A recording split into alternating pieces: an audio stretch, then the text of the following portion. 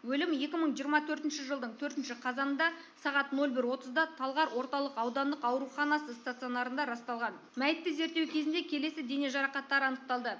Ішкі және сыртқы қан кетуді тудырған, сол жақ өкпенің жоғарғы бөлігінің зақымдануымен гематоракс, плевра қуысында 1500 мг көлемінде қанның болуы, сол жақтағы кеуде қуысына еніп, шаншылып кесілген, бұл өмірге қауіп төндіретін және жәбірленушінің өлімімен тікелей себептік байланыста болатын денсаулыққа ауыр зиян келтірді. Бұл дене жарақаты стационарға келгенге дейін шаншу кесу қасиеті бар заттың әсерінен мүмкін пышақпен туындаған.